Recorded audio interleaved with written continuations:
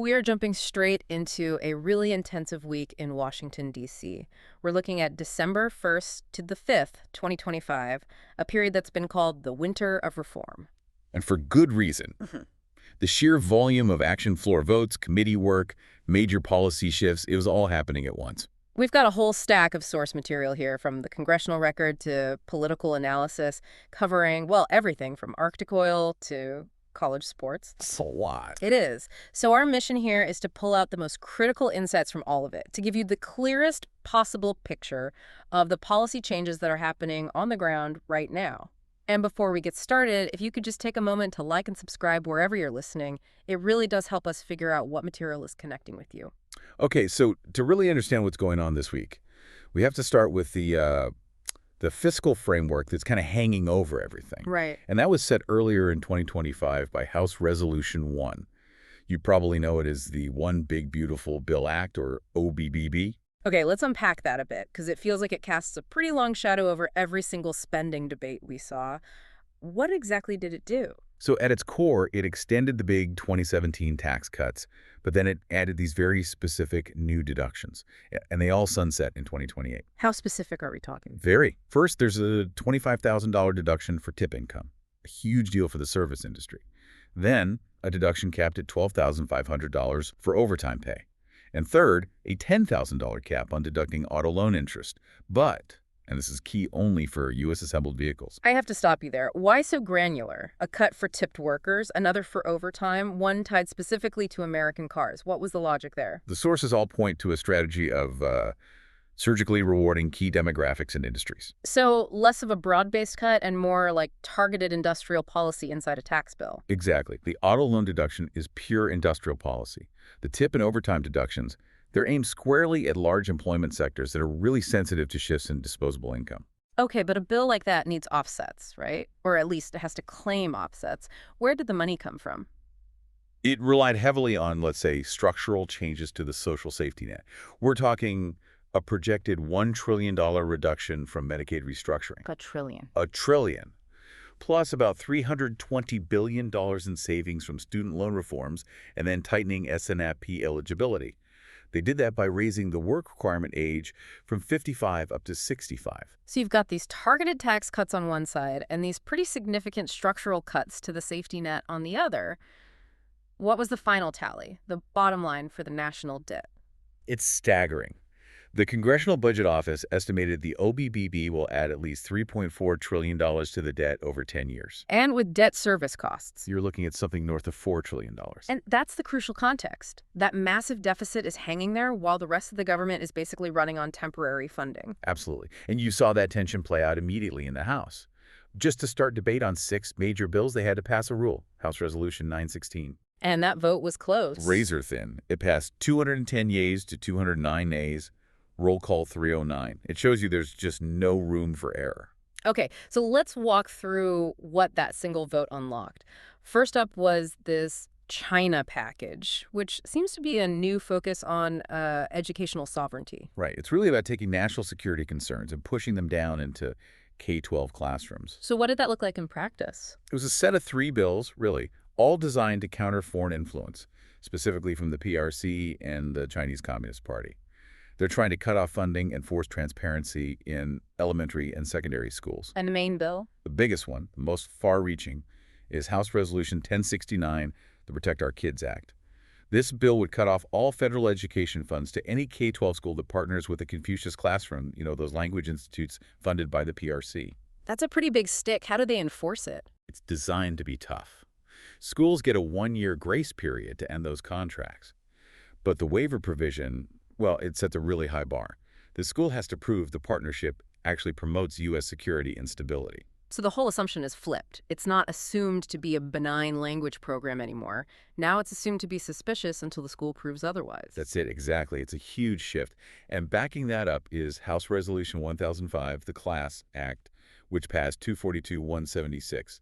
That one is all about transparency. Making schools disclose any foreign funding. Disclose the source, yes. And it also outright prohibits any new contracts with CCP or PRC government.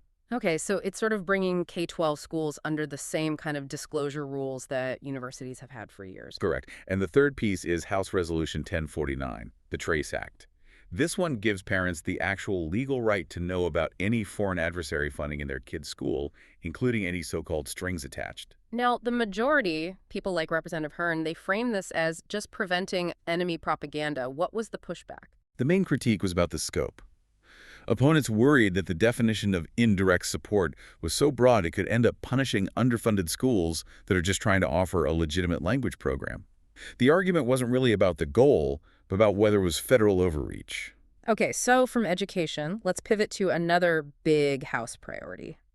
Limiting the administrative state, all under the banner of small business relief. Right. This week saw two big bills pass that create new ways to legally challenge regulatory agencies. First was House Resolution 4305, the DUMP Red Tape Act. It passed 269-146. The DUMP Red Tape Act, what does that actually do on a practical level? It sets up a permanent red tape hotline at the Small Business Administration.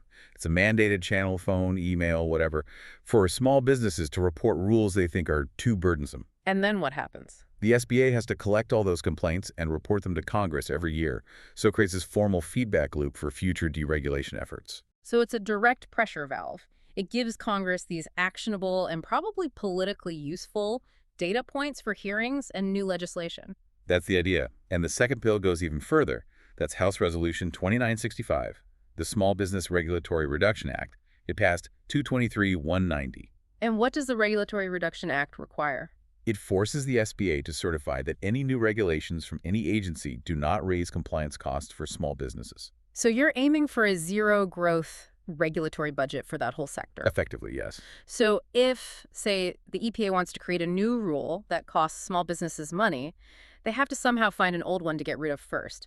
It creates a kind of zero-sum game for regulation. That is precisely the intended structural pressure. Okay, moving from bureaucracy to the sports field, let's talk about the big one on college sports, House Resolution 4312, the SCORE Act. The sources paint this as Congress trying to tame the Wild West of name, image, and likeness, NIL. Yeah, this is a huge federal intervention. The SCORE Act is meant to create a single national standard for college sports, overriding all those different state laws and, maybe most importantly, writing parts of the pending House v. NCAA settlement into law. So what are the two big things the NCAA and the major conferences really want out of this bill? They want two things set in federal stone. First, an antitrust exemption. It's basically a safe harbor so the NCAA can set national rules on things like recruitment and eligibility without constantly getting sued. Makes sense. And the second? This is the controversial part. The bill explicitly defines student athletes as not employees of their school or their conference or the NCAA. Ah. And that's the whole mechanism designed to keep them from using the National Labor Relations Act or the Fair Labor Standards Act. So Congress is okaying these payments, which, for all intents and purposes, function like compensation. But at the same time, they're taking away the right for athletes to collectively bargain. That's the trade-off, yes. It's trying to preserve the amateurism model, at least structurally, while still allowing for the reality of compensation. But critics, like the Drake Group, say the bill is really just about protecting the NCAA's business model. How so? They see denying employee status as a tactic to strip athletes of their leverage. Without the ability to collectively bargain, critics say they're just expendable commodities. So from their perspective, the SCORE Act is just codifying an unfair system. Okay, let's cross the Capitol over to the Senate. They were focused on energy policy and reshaping the federal judiciary. On energy, the Senate pulled out a pretty powerful tool, the Congressional Review Act, or CRA. They used it to pass House Joint Resolution 131 by a 49-45 vote. Now, you said the CRA. Remind us why that's such a bigger deal than just reversing a single environmental rule. Absolutely. So this resolution disapproved of a Bureau of Land Management rule that had restricted oil and gas leasing on 1.2 million acres of the Arctic National Wildlife Refuge coastal plain. So the vote overturns that, opening those acres back up. But here's the strategic part.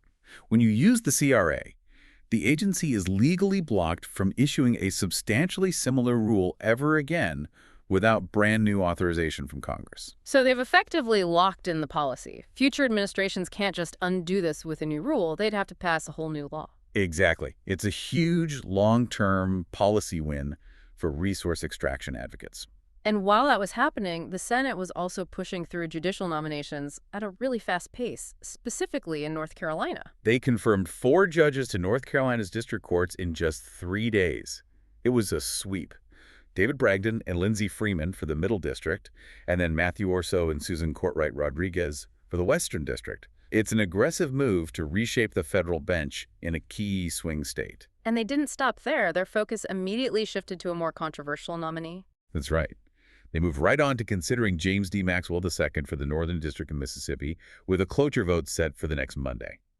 His nomination has gotten a lot of scrutiny over a 2025 ruling he wrote as a state Supreme Court justice, where he denied a name change to a transgender minor. With all that partisan action, was there any moment of collaboration, any sign of a breakdown in the divide? There was one rare moment, the introduction of Senate Bill 38372, the Protect Innocent Victims of Taxation After Fire Extension Act. Who was behind that? It was co-sponsored by Senator Padilla, a Democrat from California, and Senator Loomis, a Republican from Wyoming. So a partnership that bridges the entire country. What does the bill do? It deals with the aftermath of megafires, which is obviously a growing issue across the West. The bill makes the tax exclusion for settlement payments that wildfire victims receive, for lost wages or emotional distress, both permanent and retroactive. It provides direct, ongoing relief across party lines. So looking back on this whole week, December 1st to the 5th, a few big themes seem to emerge. A big shift toward energy extraction, a federalized approach to education and small business regulation, and, of course, a significant reshaping of the judiciary. And if you connect it all back to where we started, the biggest unresolved tension comes from that one big, beautiful bill act, House Resolution 1.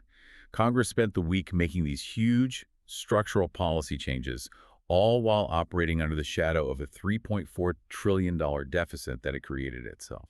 Which leaves us with a final thought for you to consider. The OBBB created this massive budget hole, forcing the government onto stopgap funding. At the same time, the House has just demanded a zero-growth regulatory budget for small businesses. How can those two things coexist? It really seems like the conflict between massive tax cuts and mandatory spending is just heating up as we head toward the next fiscal deadline. Thank you for joining us as we explored the sources and this intense week of policy action in Congress. We appreciate your time.